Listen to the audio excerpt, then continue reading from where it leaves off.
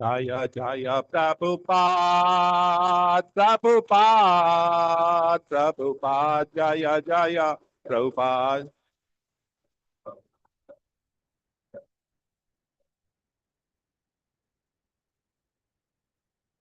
Nitai Gaura Haribol, Haribol, Haribol, Nitai Gaura Haribol.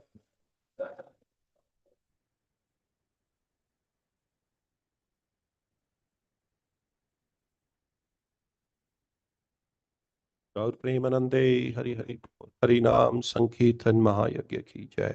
जय ओम विष्णुपाद परमहंस परिव्रजाचार्य स्तोत्र शत हिज डिवाइन ग्रेस एसी भक्ति वेदांत स्वामी श्रील प्रभुपाद की जय। ISKCON संस्थापकाचार्य बीबीडी संस्थापकाचार्य सेवरी ऑफ द होल यूनिवर्स जगत गुरु श्रील प्रभुपाद की जय। जय ओम विष्णुपाद परमहंस परिव्रजाचार्य स्तोत्र शत हिज डिवाइन ग्रेस श्रील भक्ति सिद्धांत सरस्वती गोस्वामी महाराज श्रील प्रभुपाद की जय। अनंत कोटि वैष्णव वृंद की जय। नामाचार्य श्री हरिदास ठाकुर की जय। जय श्री रूप श्री सनातन भट्ट रघुनाथ श्री जीव गोपाल भट्ट दास रघुनाथ षट गोस्वामी प्रभुवन की जय। प्रेम से कहो श्री कृष्ण चैतन्य प्रभु नित्यानंद श्री अद्वैत गदाधार श्रीवासदि गौर भक्त वृंद की जय। जय श्री श्री राधा कृष्ण चंद्र गोप गोपीनाथ श्याम कुंड राधा कुंड गिरि गोवर्धन की जय। मथुरा वृंदावन धाम की जय। मायापुर नवदीप धाम की जय। श्री क्षेत्र श्री जगन्नाथपुरी धाम की जय। द्वारिका धाम की जय। गंगा माई की जय। जमुना माई की जय। कावेरी माई की जय। भक्ति देवी की जय। तुलसी महारानी की जय। समवेत गौर भक्त वृंद की जय। हरे कृष्ण महामंत्र की जय। ग्रंथराज श्रीमद् भागवतम की जय। निताय गौर प्रेमानंदे हरि हरि बोल। All glories to the assembled devotees. Hare Krishna. All glories to the assembled devotees. Hare Krishna. All glories to the assembled devotees. Hare Krishna. All glories and glories and glories and glories to Shri Guru and Shri Gauranga. Śrīla Prabhupāda ki jai. Hare Krishna. Om Namo Bhagavate Vasudevaya. Om Namo Bhagavate Vasudevaya. Om Namo Bhagavate Vasudevaya. नारायणं नमस्कृत्यं नरं चैव नरोत्तमं देवीं सरस्वतीं व्यासं ततो जयमुदीरये। नष्टप्रायेषु भद्रेषु नित्यं भागवत सेवया भगवती भक्तिर नारायणं नमस्कृत्यं नरं चैव नरोत्तमं देवीं सरस्वतीं व्यासं ततो जयमुदीरये। नष्टप्रायेषु भद्रेषु नित्यं भागवतं सेवया भगवती उत्तमश्लोके भक्तिर्भवति नैष्टिकी। मूकं करोति वाचालं पङ्गुलङ्गायतीं गिं यत्कृपातमहं वन्दे श्रीगुरुदन्तारिणं परमानन्दं माधवं Sri Chaitanya ईश्वरम्। Hare Krishna. So we'll continue our reading from the first canto of Śrīmad-Bhāgavatam. First canto of Śrīmad-Bhāgavatam is titled as Creation, and today we're reading from the chapter 5, and the text number is 19, and the chapter title is Narada's Instruction on Śrīmad-Bhāgavatam for Vyasadeva. Text number 19. It's there on the board. Na vai jana jatu kathana chana avraje na vai jana jata kathana chana avraje mukunda sevi anyavad anga samashritam sitim Mukunda sevi anyavrat anga samasritam. Smaranan Mukunda Angri Upaguhanam Puna Smaranam Mukundagari Upa Guhanam Punam Vihatum Ichet Nam Rasa Rahaha Jana Vihatum Ichet Narasa Graha Jana Navai Jana Jatu Kathana Chan Avraje Mukunda Sevi Anavrat Anga Samsritim Saran Mukunda Angeri Upagruhanam Punam Vihutam Ichetna Rasa Graha Jana Navai Jana Jatu Kathana Chana Avrajet Mukunda Sevi Anyavat Anga Samsritim Smarana Mukunda Ageri Upagruhanam Punam Vihatum Ichetna Rasa Graha Jana. Wait, the devotees can repeat the shloka if you wish to.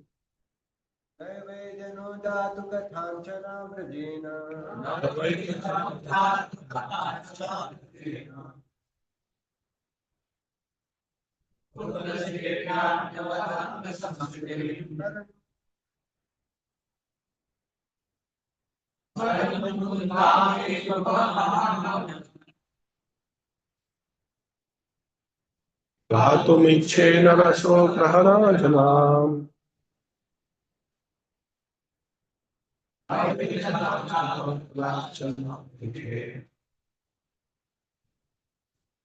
Mukunda sevi anyavat anga samsritim.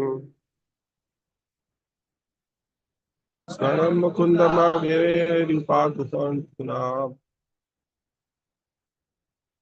Gatumicchena raso prahojanam. Word-to-word translation. No, never. Why? Certainly. Jana, a person. Jatu, at any time. Kathanchana, somehow or the other. Avrajet, does not undergo. Mukunda Sevi, the devotee of the Lord. Anyavad, like others. Anga, oh my dear. Samsritim, material existence. Smaran, remembering. Mukunda Angri, the lotus feet of the Lord. Upaguhanam, embracing. Puna, again. Vihatum, willing to give up. Ichet, desire. Na, never. Rasa graha, one who has relished the mellow. Jana, person. Translation and purport by His Divine Grace, A.C. Bhaktivedanta Swami Śrīla Prabhupāda, Jai Śrīla Prabhupāda. Translation. My dear Vyasa, even though a devotee of Lord Krishna sometimes fall down, somehow or the other, he certainly does not undergo material existence like the others, spiritual workers. Because a person who has once relished the taste of the lotus feet of the Lord can do nothing but remember that ecstasy again and again. Please repeat the translation after me. My dear Vyasa, even though a devotee of Lord Krishna sometimes falls down, somehow or the other, he certainly does not undergo material existence like others. Because a person who has once relished the taste of the lotus feet of the Lord can do nothing but remember that ecstasy again and again. Purport by his wife. Purport: a devotee of the Lord automatically becomes uninterested in the enchantment of material existence because he is rasagraha, or one who has tasted the sweetness of the lotus feet of Lord Krishna. There are certainly many instances where devotees of the Lord have fallen down due to uncongenial association, just like a fruitive workers, who are always prone to the degradation. But even though he falls down, a devotee is never to be considered the same as a fallen karmi. A karmi suffers the result of his fruitive reactions, whereas a devotee is reformed by the chastisement directed by the Lord himself. The sufferings of an orphan and the sufferings of a beloved child of a king are not one and the same. The orphan is really poor because he has no one to take care of him. But a beloved son of rich man, although he appears to be on the same level as an orphan, is always under the vigilance of his capable father. A devotee of the Lord, due to wrong association, sometimes imitates the fruitive workers. The fruitive workers want to lord it over the material world. Similarly, a neophyte devotee foolishly thinks of accumulating some material power in exchange of devotional service. Such foolish devotees are sometimes put into difficulty by the Lord himself. As a special favor, he may remove all the material paraphernalia. By such action, the bewildered devotee is forsaken by all friends and relatives, and so he comes to his senses again by the mercy of the Lord and is set right to execute his devotional service. In Bhagavad Gita also it is said that such fallen devotees are given a chance to take birth in a family of highly qualified brahmanas or in a rich mercantile family. A devotee in such a position is not as fortunate as one who is chastised by the Lord and put into a position seemingly of helplessness. The devotee who becomes helpless by the will of the Lord is more fortunate than those who are born in good families. I want to repeat the sentence. A devotee who becomes helpless by the will of the Lord is more fortunate than those who are born in good families. The fallen devotees born in a good family may forget the lotus feet of the Lord because they are less fortunate. But the devotee who is put into forlorn condition is more fortunate because he swiftly returns to the lotus feet of the Lord, thinking himself helpless all around. Pure devotional service is so spiritually relishable that a devotee becomes automatically uninterested in the material enjoyment. This is the sign of perfection in progressive devotional service. A pure devotee continuously remembers the lotus feet of the Lord, Sri Krishna, and does not forget him even for a moment, not even in exchange of all the opulences of the three worlds. Thus ends the Bhaktivedanta purport to 19th verse of the 5th chapter of Śrīmad-Bhāgavatam, Canto 1. Om Tat Sat. Om Ajnana Timirandasya Jnananjana Shalakaya Chakshurur Militam Yena Tasmai Shri Gurave Namah. Shri Chaitanya Manobhishtam Stapitam Yena Bhutale Swayam Rupa Kadamayam Dadati Swapadantikam Vandeham Shri Guru Shri Yuta Padakamalam Shri Gurum Vaishnavamscha Shri Rupam Sagrajatam Sahagana Raghunatam Vitam Tam Sajivam Sadvaitam Savadutam Parijana Saitam Krishna Chaitanya Devam Shri Radha Krishna Padan Sahagana Lalita Shri Vishakamitamscha. He Krishna Karuna Sindhu Dina Bandhu Jagatpate Gopesha Gopika Kanta Radha Kanta Namostute Tapta Kanchana Gaurangi Radhe Vrindavaneshwari Te Devi Pranamami Hari Priye Vancha Kalpatarobhyascha Kripa Sindhubhya eva cha Patitanam Pavanebhyo Vaishnavebhyo Namo Namah. Nama Om Vishnupadaya Krishna Prestaya Bhutale Srimate Bhaktivedanta Swaminiti Namine Namaste Saraswate Deve Gauravani Pracharine Nirvishesha Shunyavadi Paschatya Deshatarine Jaya Shri Krishna Chaitanya Prabhu Nityananda Shri Advaita Gadadhara Srivasadi Gaura Bhakta Vrinda Hare Krishna Krishna Krishna Hare Hare Hare Rama, Hare Rama, Rama Rama, Hare Hare. Hare Krishna. A very nice and important verse which talks about the qualities that the Lord has, and He has endowed this to the devotees. In the previous verse, Narad Muni tells Vyasadeva that if somebody has taken up to devotional service and due to some immaturity he may fall down, but there is no harm in his falling down.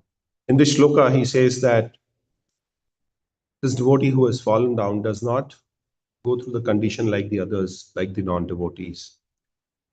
Even a little relishable taste that he has got, he will never forget, and he will always remember the personality of Godhead. Śrīla Prabhupāda says that this devotee will be away from the material enchantment. For each of his senses, there are various sense objects. All of us know that each of the senses, we have sense objects. For a tongue is tasting, 6 types of taste, that is sweet, sour, salty, astringent, bitter, pungent. And there are multiple combinations of this also. There can be a combination of sweet and salt together. There can be a combination of salt and astringent together. There can be a combination of bitter and salt together. Likewise, people want to relish eating different kinds of tasty foods. All of us, I'm sure we are all part of the material world here. So we also many times feel that, yes, I should taste this. I want to, try this. And that's the reason over a period of time in the movement, in the bhakti, you also see devotees eating pizzas, pastas, which is offered to the Lord. There's nothing wrong. Yeah, this sense objects are there, senses are there. And this is also not denied in the spiritual life. Yeah. Materialistic people are not just satisfied by fruit, vegetables, milk, and various other grains. They want to go beyond it. They want to, let's go to the verse. They want to eat the flesh of a bird. They want to eat the flesh of an animal. They want to eat the flesh of a fish. So that's the kind of combination that they all look at, which is not really good.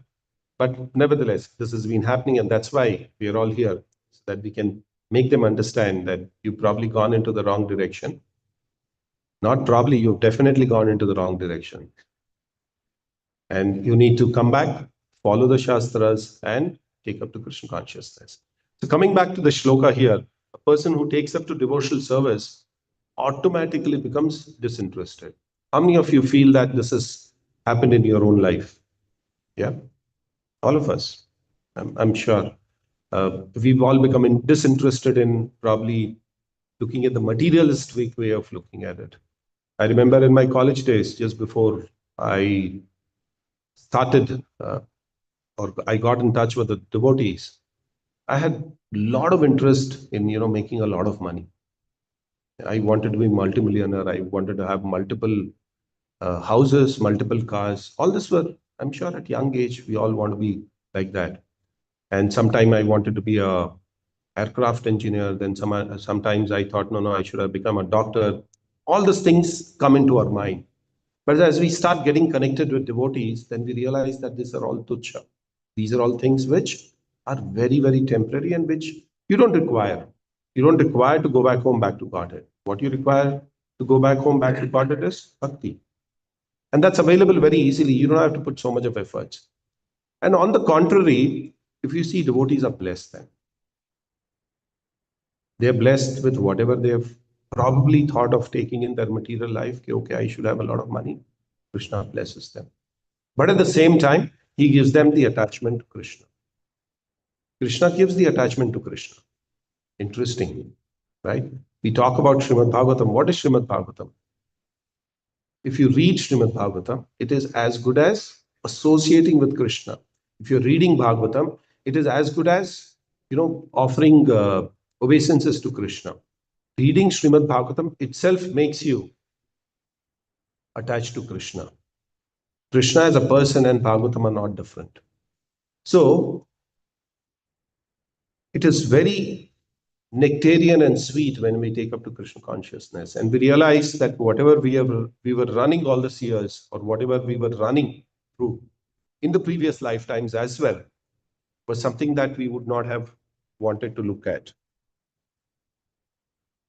And a person who really takes up to Krishna consciousness naturally becomes disinterested in this material attachments.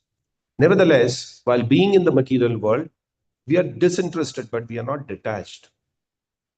We have to be in the society. If you are not in the society, if you just leave everything and go to the Himalayas, go to the forest, then who's going to spread the holy name of the Lord? Who's going to spread this to the people who do not know what is bhakti? Or how will you bring people into bhakti? And that was the instructions of Chaitanya Mahaprabhu. Whomever you see, wherever you see, talk to them about Krishna. So devotees are there in the material world, but they are disinterested. That's the most important part of it.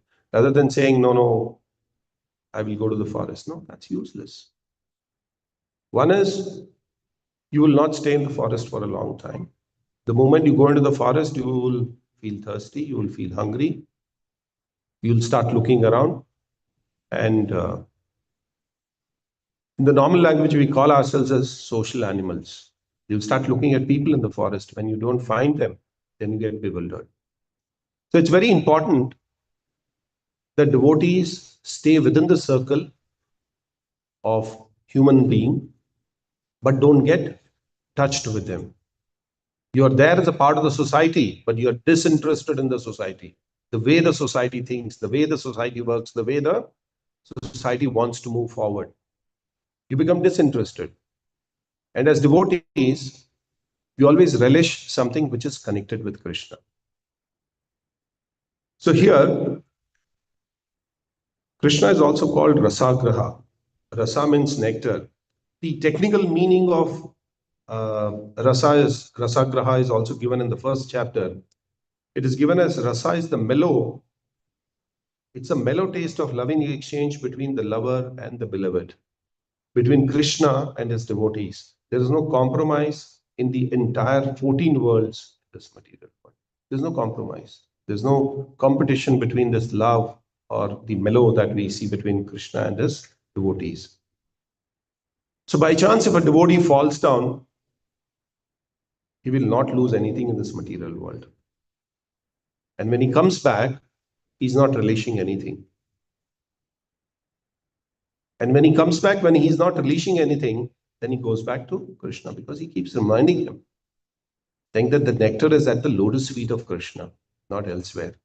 Not in the beautiful apartments that you see, not in the beautiful cars that you see, not even in the beautiful, so-called beautiful human beings that you see. If you feel that, you see a person, he's beautiful or she is beautiful, this beauty is in nowhere comparison to what beauty you see in Golok Vrindavan.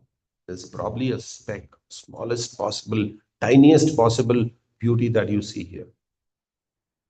The happiness sometimes we feel, which again comes and goes. Devotees realize this very, very well, saying that devotees do not get carried away with the happiness. It's flickering, just comes and goes. And as you age, the flicker also becomes very small. The happiness that you derive is very little than the pains that you derive because of this body. So if a devotee falls down by any chance, he will not again look at any of these enchantments in the material one when he comes back. And the story of an orphan is given by Śrīla Prabhupāda in the purport of this.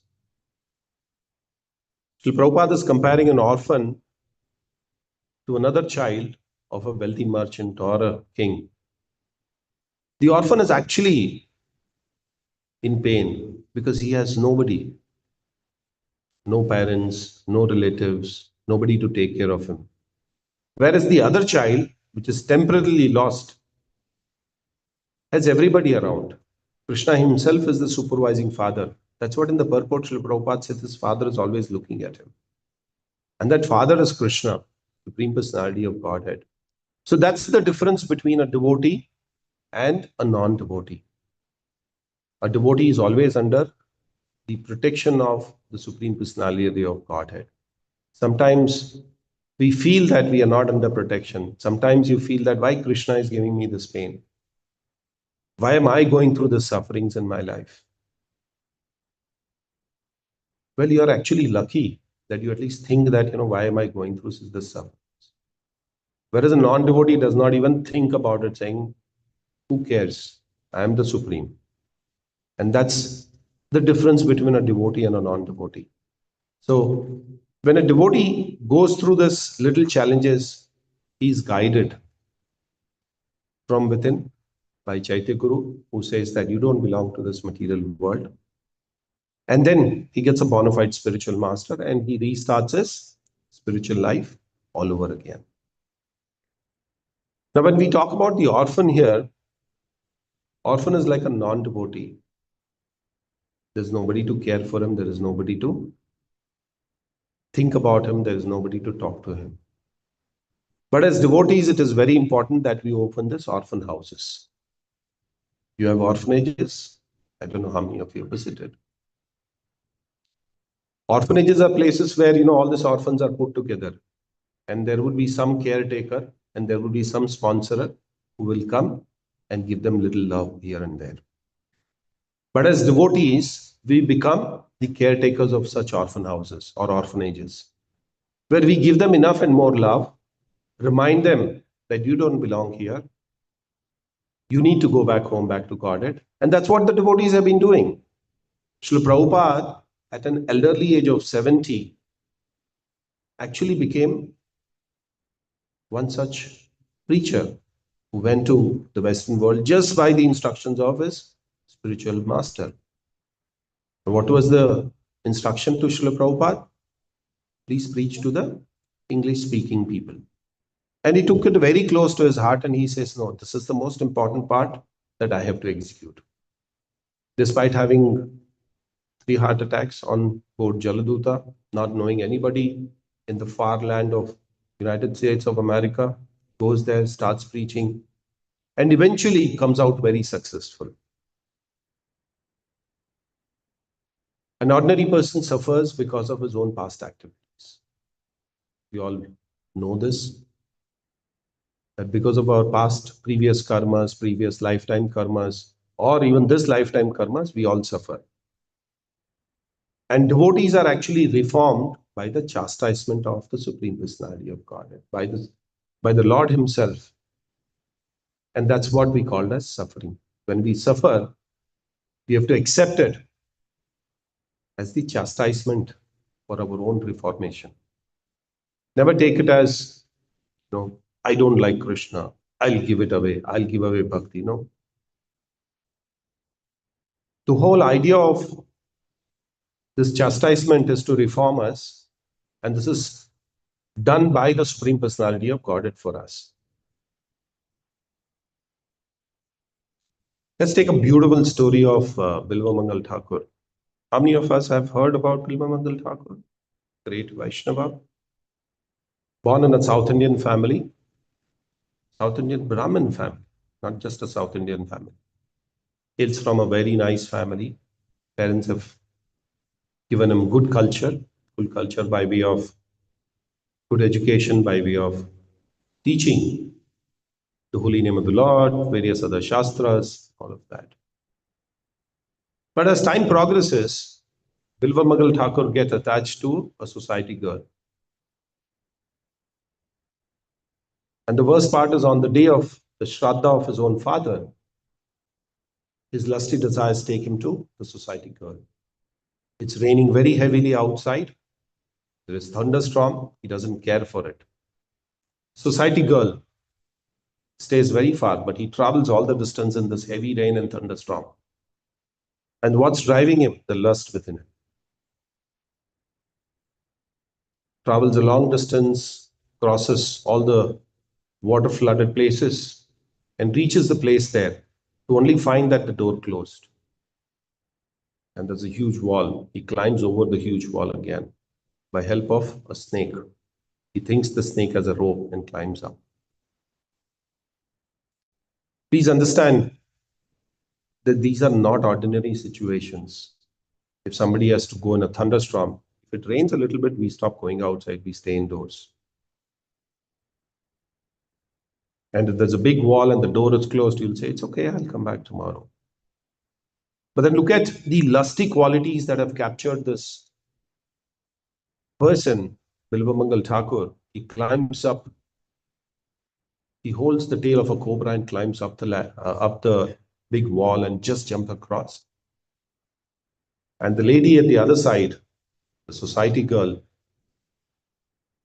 just tells him that with all the passion that you've come here today, crossing over everything, forgetting, the Shraddha, not forgetting, rather completing it. But nevertheless, on a Shraddha day, one is not supposed to be going out like that. But he forgets that. He moves into the place where it's raining heavily, jumps over the wall, and this society girl tells him that if he had that little faith in Krishna, if he had that little love in Krishna, your life would have been successful. And this pinches Bilvamangal Thakur.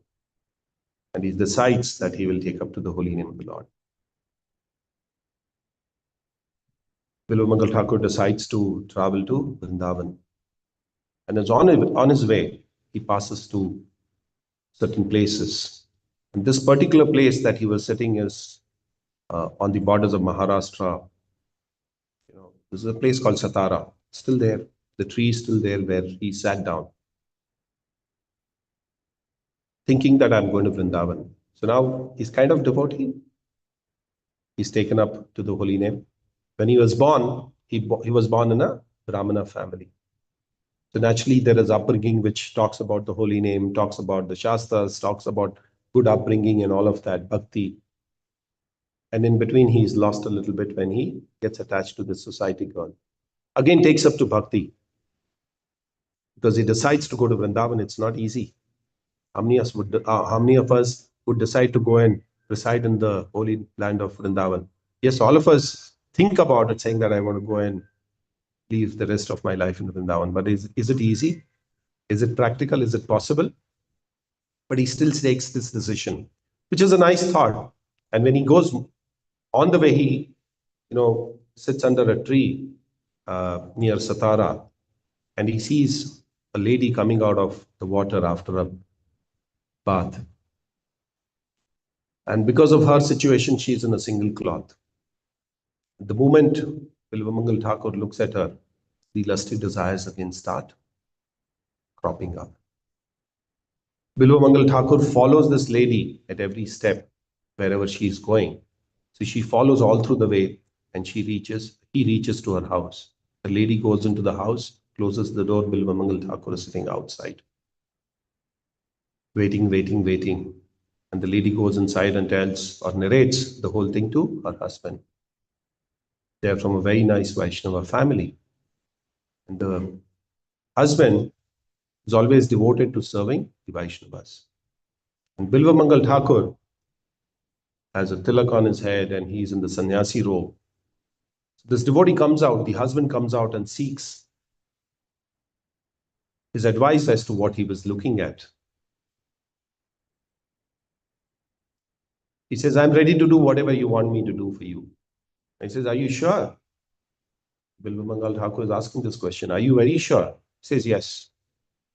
And when a Vaishnava promises something, he always keeps it up. So he says, yes, I promise you. And Bilvamangal Thakur expresses his desire of the lusty mind that he had, of the lusty thought that he had towards his wife. This Vaishnava says, yes, because I promised you, I will fulfill you, because you are a sannyasi. You are a devotee of the Lord. I will fulfill your desire. Goes inside and tells his wife, think about it.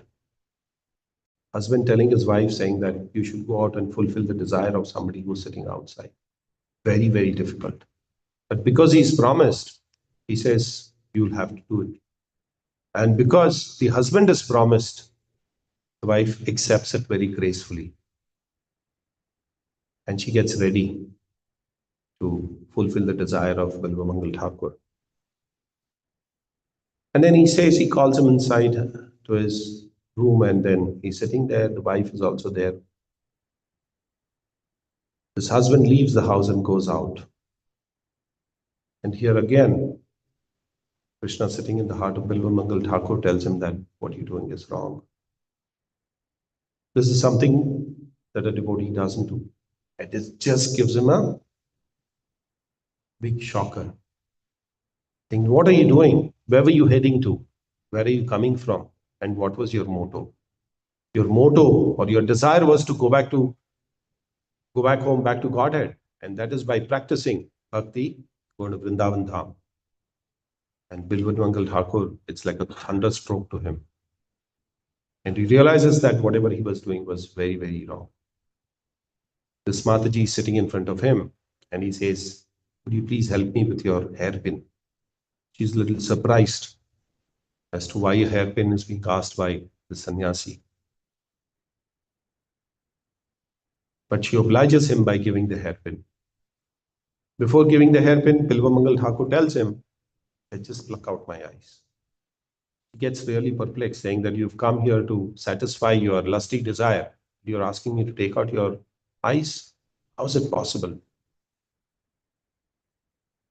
And Bilva Mangal Thakur says, "Okay, you can't do it." He takes it and pokes both his eyes. It is bleeding. Profusely he is bleeding. And the lady there, the Mataji, starts screaming, and the husband comes in and he says, "What did you do?" So she says, "This is what has happened," and gives him the whole story. Bilva Mangal Thakur, at this point of time, realizes his mistake, that whatever he did was wrong. And that's the reason he plucked out his eyes. He says, "These are the causes. Because I see something beautiful. I see something which is not appropriate for me, and I take it as appropriate, and that's what leads to my lusty desires." And he says, when I don't have them, I'm sure the lusty desires will never come. And he requests this person to guide him to the place where he was sitting on the banks under a tree, and this tree is still in existence, and starts chanting the holy name of the Lord. And then going ahead from there, he goes to Vrindavan, and that's a different pastime. He's written a lot of books. He also wrote Krishna Karnamrita, beautiful. So he also wrote Chaurastakam, which we sing. And in this Chaurastakam, he talks about stealing. Bilva Mangal Thakur tells that Krishna is somebody who actually steals away your heart, steals whatever you have. So what are we trying to conclude from this pastime of Bilva Mangal Thakur? Please understand, these are pastimes for our understanding. It doesn't mean Bilva Mangal Thakur was a bad person, he did everything wrong. This is to teach us. This is to give us a lesson. That even if sometimes we fall down for whatever reasons, we don't belong here. So Krishna comes and chastises us and takes us back home, back to Godhead. That's the whole logic behind this whole story. Same thing is repeated here by Śrīla Prabhupāda in this verse. It says, fallen devotees are given an opportunity to take birth in the family of rich, aristocratic, mercantile family, or in the family of Brahmanas. And then they are allowed to continue their spiritual life from where they had left it. So Krishna multiple times gives us an opportunity to come back to him, even if you have touched him once. Even if you have touched him once by the holy name, if you have touched the prasadam once, if you have touched the devotees once, if you have touched the book once. Krishna himself supervises that you go back home, back to Godhead every time.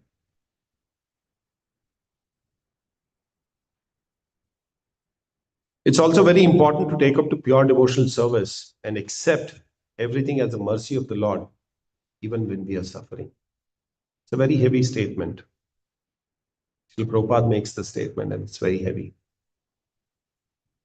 In happiness, do you ever think of Krishna? Never. You buy a new car. For devotees, it is, I'm sure, relatively different.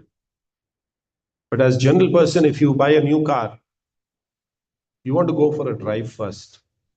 and you want to take it to MG Road. Have you ever, or have people ever thought of sitting in the car for the first time? Even before sitting, the DT sit in the car saying that it belongs to you. Let me go for a yatra to Melukote the first time rather than going to MG Road. So that's the difference that comes in when we take up to Krishna consciousness. Our consciousness is dovetail. You still have the car, the expensive car, but you're dovetailing your bhakti towards Krishna. You're dovetailing your activities towards Krishna, and you want to take it up very, very seriously because you've realized you're among those people who don't belong here. In Kannada, there is a nice saying, now irodu illi summane, alli irodu namma mane. We don't belong to this place. We actually belong to that place. We have been here temporarily for whatever time that we are here. Let's make the best use of this body which we have got. Let's make the best use of this youth that we have. Let's make the best use of the position that I've got in the society, or the best use of my influence, and make people Krishna conscious. The most beautiful part of this verse is basically it's talking about the tasting the lotus feet of the Lord. What do you mean by tasting the lotus feet of the Lord? In literal sense, somebody will feel that you go and lick the lotus feet. That's the tasting. No. The taste is very, very relishable, even if you hear. You can taste it with your ears. You can taste it with your eyes. You can taste it by your mind, by remembering it. And when you start relishing such things, everything becomes useless. The so-called pleasures of the society don't really take you away from your spiritual life. Śrīla Prabhupāda makes the statement, very profound statement, that the devotee who becomes helpless by the will of the Lord is more fortunate than those who are born in good families.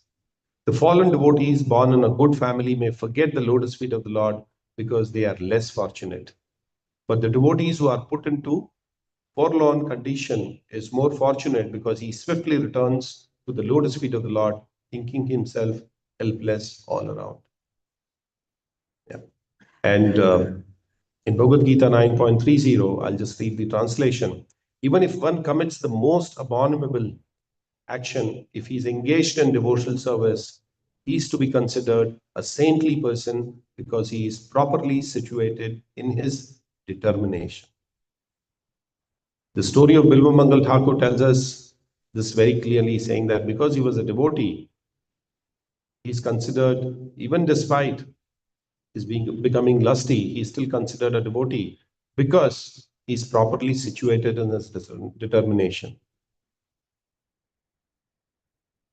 Bilva Mangal Thakur, after leaving Satara, goes to Vrindavan, explores so many places of the pastimes of Krishna, writes so many nice verses.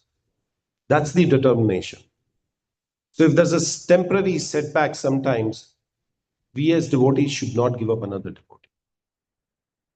We should help them get back to the moment again. Unlike the corporate world, if somebody is gone, you feel happy. Che chalo gaya, mera promotion confirm ho gaya. No, that's not the way. For a devotee, the confirmation of your promotion is for you to get him back because he's gone out temporarily. Krishna will help him, but we have to also support such devotees. Śrīla Prabhupāda never chastises disciples who sometimes left the movement, and there are many of them who left and came back. But Śrīla Prabhupāda never chastised them, never even once. He said he wants to come back, would happily accept them. It's like a child in the morning, he leaves the house, does a mistake, and the father in the evening welcomes him back and tells him, it's okay, don't do it again. That's the kind of thinking that devotees should also have, whether it is a senior devotee, a junior devotee, or a first timer who comes here and you see him in the corner in the road street eating some non-veg. You don't chastise him and give away on him. It's okay. come back. Slowly pamper him. And once he starts relishing the Mahaprasad offered to him, he will forget all the material things. He will forget the non-veg which is being served. At least we are very fortunate to have been born in India and being here. But in the other parts of the world where Śrīla Prabhupāda had to preach, people would come drunk, people would come, intoxicated, people would come after eating non-veg. But Śrīla Prabhupāda still gave him care. So never chastise a person, but chastise a person for that particular event or a particular act. Don't give away on that person. This is confirmed in Śrīmad-Bhāgavatam itself, saying that once a devotee, he'll always be a devotee. He will come back. He may go out for some time, but he'll come back. So it's very important to give them that love and care. Reading through or dwelling through the verses of Śrīmad-Bhāgavatam, where it says, this is again another very nice statement, and this is coming from the 11th canto of Śrīmad-Bhāgavatam, the 5th chapter, 33 verse. It explains that, my Lord, your lotus feet are actually the suitable boat for crossing over the ocean of birth and death. And therefore, your Lord Brahma and Lord Shiva seek shelter at your lotus feet. And Śrīla Prabhupāda in this purport explains that pure devotional service is so spiritually relishing that a devotee becomes automatically uninterested in the material enjoyment, and that is the sign of perfection in progressive devotional service. So it is very easy for us to get allured, but then it's also important for us, if we see that there are devotees who are allured to the material world, to get them back and ensure that they are placed at the lotus feet of the Lord. This is what I had to speak about the verse, and sure, I have completed my time. It was allocated to me. If there are any questions, I'll be happy to take them. But before going into the question, I would like to read the translation once again, which is spoken by Narad Muni to Vyasadev.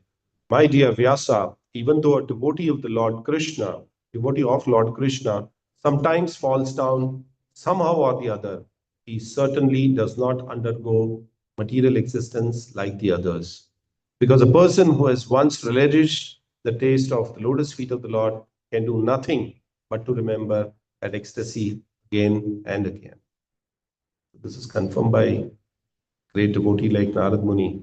There's no question that we have any doubts on sayings of Narad Muni. So thank you very much for your patient hearing. If you have any questions, we may take questions. Yes, Prabhu, please.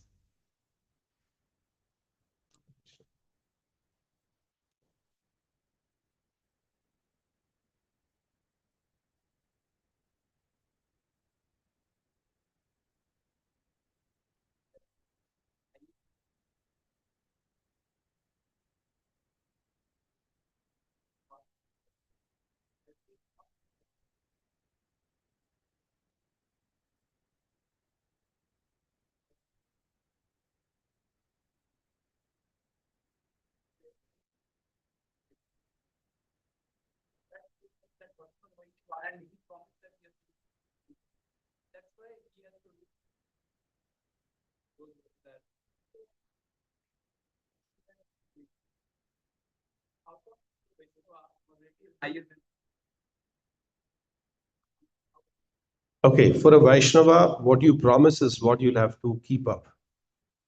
Even in our normal life, as a Vaishnava, even without being a Vaishnava, it is morality which says that once you promise something, you keep it up. So if I understand your correct question, let me repeat or rephrase it for myself. My own understanding is saying that for this devotee, the Vaishnava couple, for them, it was more to keep up the promise than morality. Is that what you're asking? How did he agree? Okay.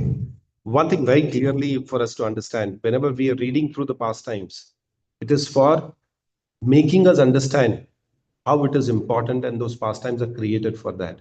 If you see Bilvamangal Thakur, in the literal sense of it, in that lifetime, you may say that, he had this lusty desire.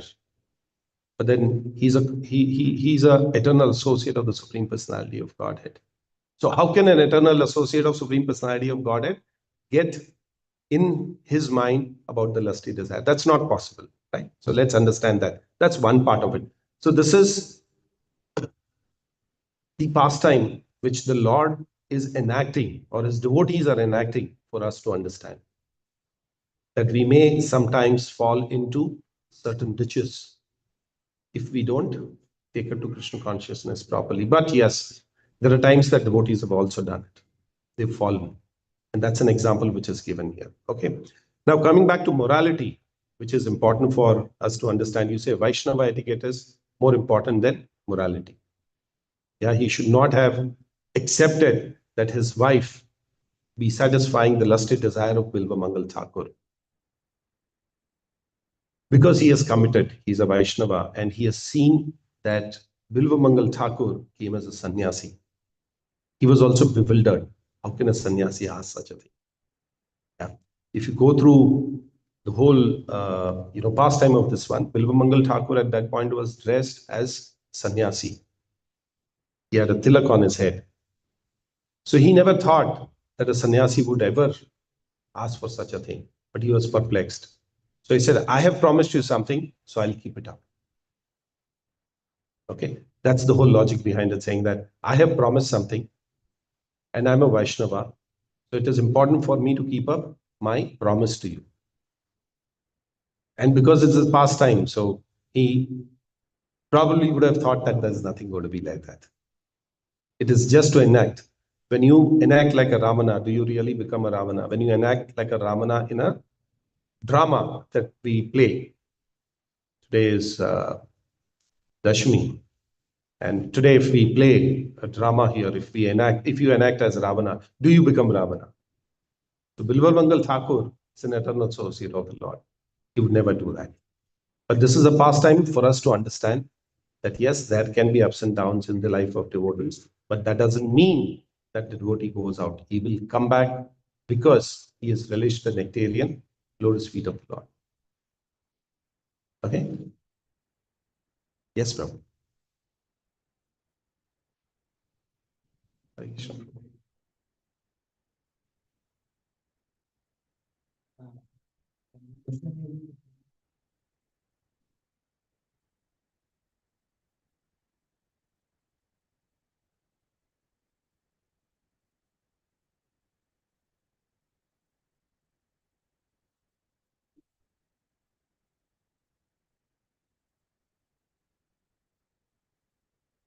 Did not come, but I would have been thought when I was few years back. No difference. Like I have always that.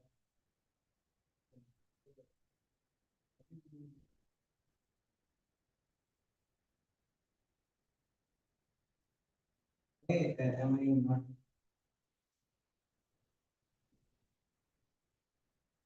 Okay. Very nice and very, very relevant for people living in the city life. Yeah. If we understand in Bhagavad Gita, Arjuna says, I cannot control my mind. Are we any time better than Arjuna? Arjuna is a great devotee of the Lord. Bhagavad Gita was spoken to him and not to Yudhishthira. Yeah, so he's definitely at a different platform. So that's one part to understand, saying that our mind is always running faster than what we think. It is running very fast and it's also going towards the wrong directions. The reason for this would be some of our past karmas. Yeah. But then the hope that you asked me gets stuck to Guru's lotus feet. We cannot reach Krishna directly. So we have to go through Guru. Right? At the same time, when you think that you've reached that level and then you've fallen, and not about you, I'm generally taking this as an example, saying that you've reached a level in bhakti And suddenly you realize that you have started thinking those things which you were thinking while you were not a devotee. Right? So when you start thinking those things, you feel, oh, I'm the worst of the guys. But then realize the best position, that you've had association so you can go back. It is like you fell into the river without any support in the past life. But today, again, you've fallen into this river. You still have a support. You probably got a wooden log which you can hang on to. And that wooden log is your bhakti, your devotees, your books. You can still cross over the river because you've got a wooden log, which will sail you through. Right? So today you don't have to think, yes, you should have remorse. Why am I thinking? Is it a Vaishnava-like quality that I should be thinking of something which is not right? But leave that and move ahead saying that, can I do something better? I've taken up to bhakti.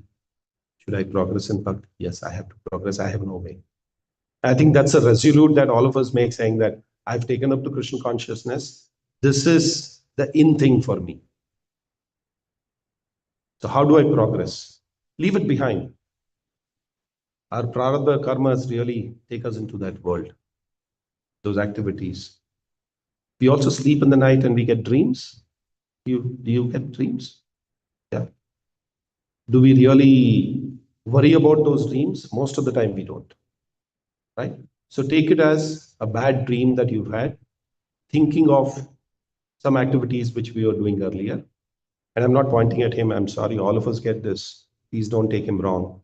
All of us have this tendency because we are bound by this material world. At the same time, our interactions are there with materialistic people. We interact. And even for devotees, when they go out for book distribution, it doesn't mean they are immune from anything. When they talk to a person whom you are distributing a book, his consciousness will come to you. Sometimes they offer you something to eat, saying that this is prasad. You don't know what kind of a prasad it is. Yeah. For us, prasad means something that's offered to the Supreme Personality of Godhead. Very clear, period. There's nothing beyond it. But for them, prasad is everything. Everything that they get is called prasad. It is offered to XYZ, they'll say prasad. And sometimes because of social compulsions, you are forced to take them. And when you take it, that consciousness comes into you. Even the touch of a person outside the consciousness comes to you. And that's the reason we protect ourselves all through the day. Śrīla Prabhupāda started this program. Why do we have Śrīmad-Bhāgavatam in the morning and Bhagavad Gita in the evening? Why do we have chanting in the morning? Why do we have Guru Puja in the morning? This is to protect us going when we go out. You're armored all over. When you complete your... How many of you notice saying that if you complete, I'm sure most of you complete your rounds in the mornings. But some of us, I'm not an exception. If I'm not able to complete my rounds, or if you are not able to complete your round, you don't have to raise your hands. I don't want to make anybody feel,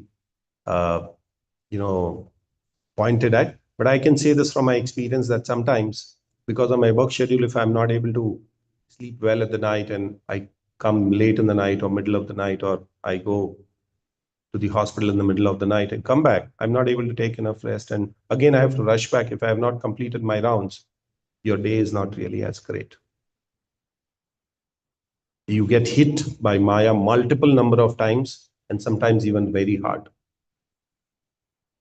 So our chanting is something that actually protects us from going out. That's the armor that we put it on. Chanting and reading of Śrīmad-Bhāgavatam, attending the Mangalarti. So if you protect yourself with that, I think it's easier for us to cross over. You wear a life-saving jacket when you jump into water. Even if you're an expert swimmer, sometimes you get pulled by the pull. So it's very important to have the armor around us, the jacket around us, with association of devotees. Yeah. These thoughts are likely to come. You're not an exception. A lot of devotees would have had that thought, including me. I'm not an exception. So just continue. You know your path, don't break the path. Let us answer your question, Prabhu. Yes, Prabhu. Dinesh Prabhu, you'll have to tell me what is the timeline and I'm okay. It's a holiday. It's a holy day. It's not a holiday. It's a holy day for us. It's a holiday, so it's a holy day for us. And in association of all the wonderful Vaishnavas like you and Vaishnavis like you, for me, it's a holy day. Please. Hare Krishna. Shloka, it's mentioned that like once one becomes a devotee and falls to another, he will come back. Yes. It's even non-devotees, like at some point of time, like they will become devotees and they will be back and forth. What is the difference? And devotee following and devotee. Okay. I want to underline a very important thing in this. All of us are children of Krishna. Do we all agree? Yeah. Sometimes we have done some mistake, and that's the reason Krishna said, you go down. We desired it. It's not that he said, you go down. We desired, saying that I want to lord over the nature.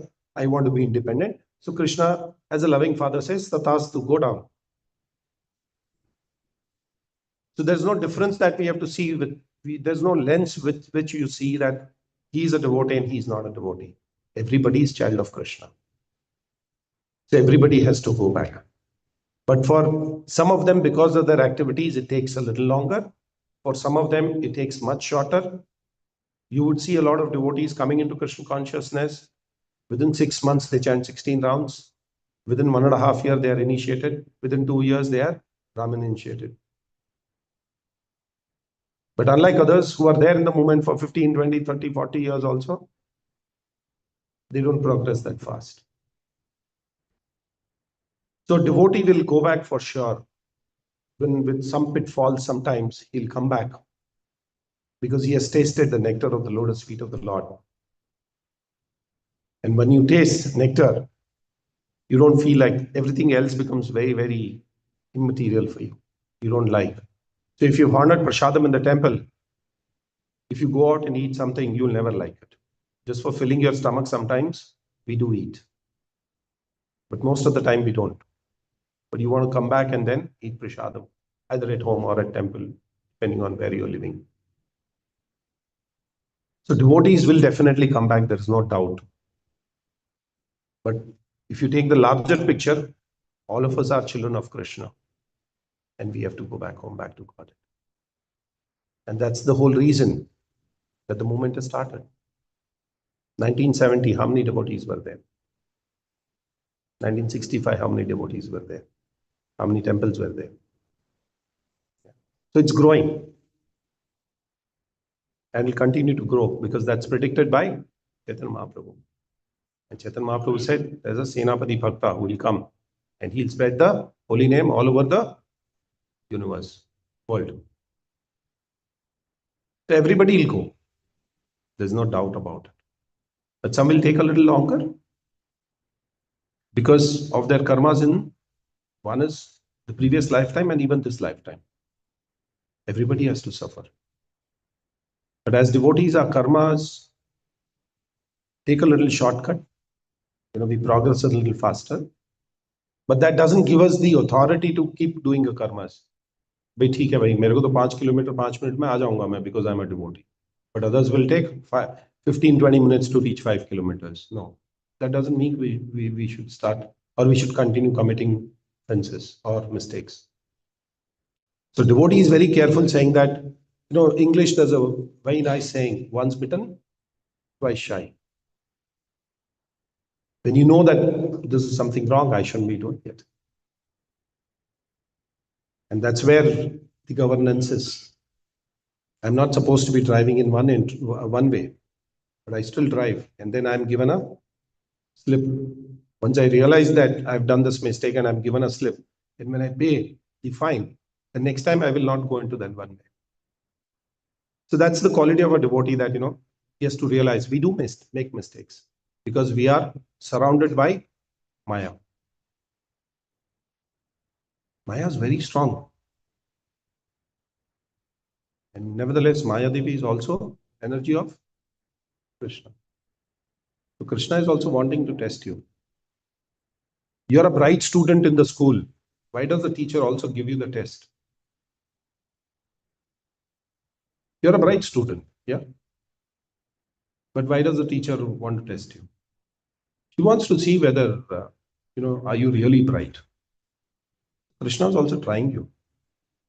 I may be chanting 16 rounds, I may be reading Śrīmad-Bhāgavatam, I may be going out for yatras, I may be associating with devotees, I may be doing sevas in the temple. Sometimes Maya will come and test. Am I a real devotee? Or I have just put up an aura around me, an artificial aura around me. Is that okay, Prabhu? Does that answer your question? In the shloka, in the same line, devotee will not connect with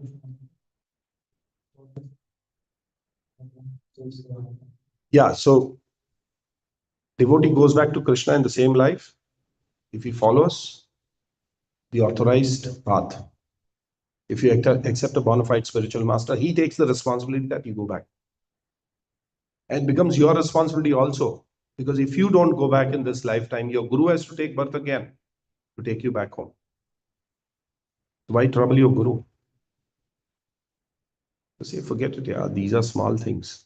I said people are more beautiful in Golok Vrindavan. Why look at this beauty here? Everything, I'm not saying people, everything is beautiful in Golok Vrindavan.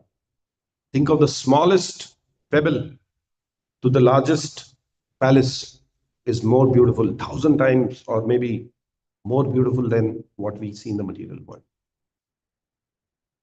If you are perplexed by seeing Burj Khalifa in Dubai, that's nothing.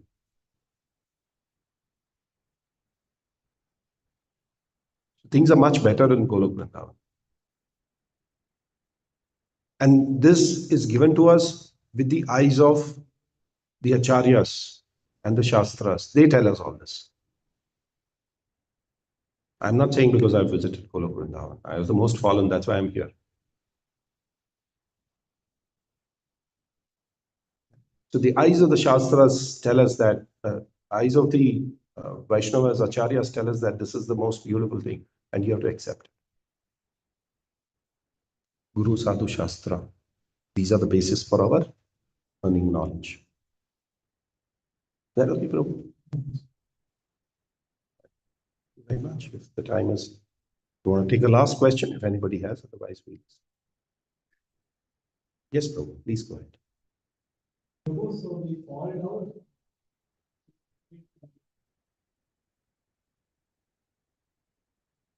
Both ways.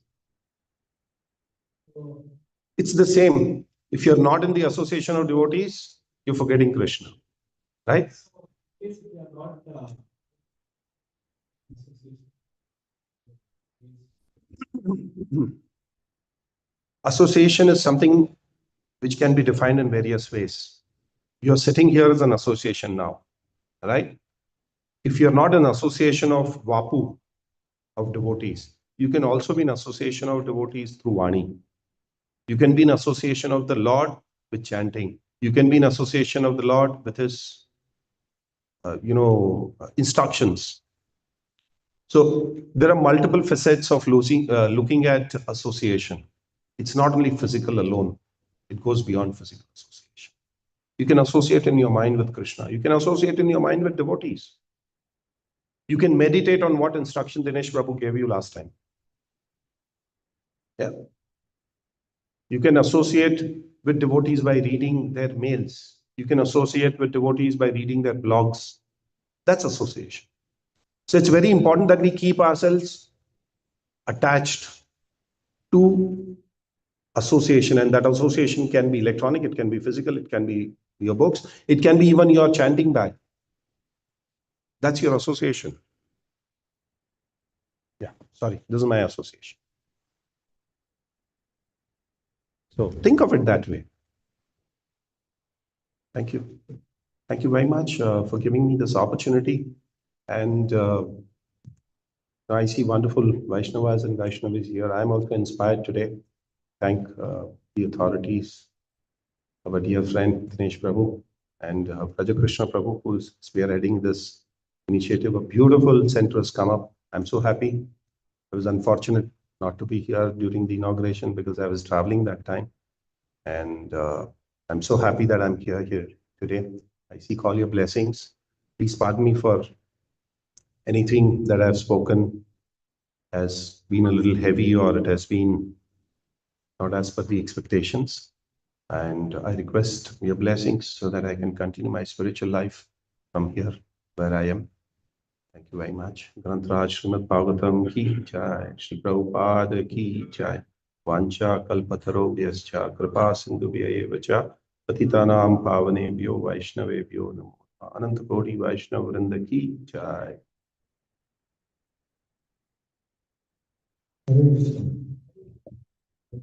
So,